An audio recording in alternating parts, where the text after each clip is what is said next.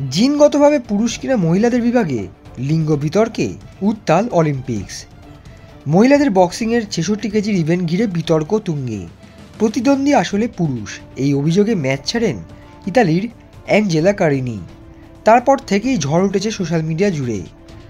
জিনগতভাবে তিনি পুরুষ, কিন্তু মানসিকভাবে নারী। তাও প্যারিস অলিম্পিক্সে মহিলাদের বক্সিংয়ে নেমেছিলেন আলজেরিয়ার ইমানে খেলিফে। তার পুরুষালী শক্তির সামনে দাঁড়াতেই পারেননি ইতালির অ্যাঞ্জেলা কারিনি। আর এই নিয়েই ক্ষুব্ধ গোটা বিশ্ব। খেলিফের দুটো ঘুষিতেই কুপোকাত হয়ে যান কারিনি। মাত্র ৪৬ সেকেন্ডের মধ্যে শেষ হয়ে যায় এই লড়াই।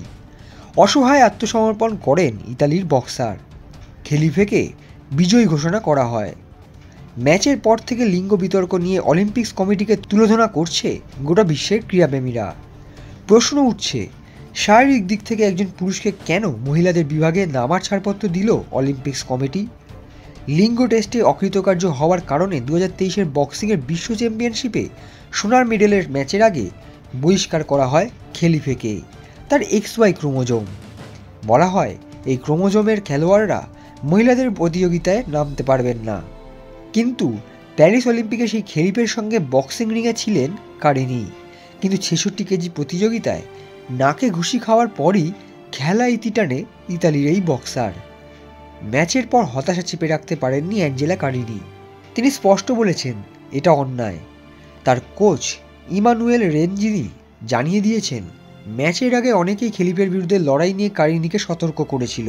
প্রসঙ্গত, লিঙ্গ বিতর্কের কারণেই ২০২৩ বিশ্ব চ্যাম্পিয়নশিপ থেকে বাদ পড়েছিলেন ইমানে খেলিফে।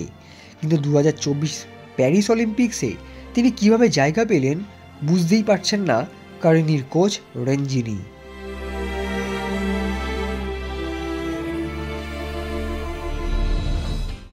Extra time.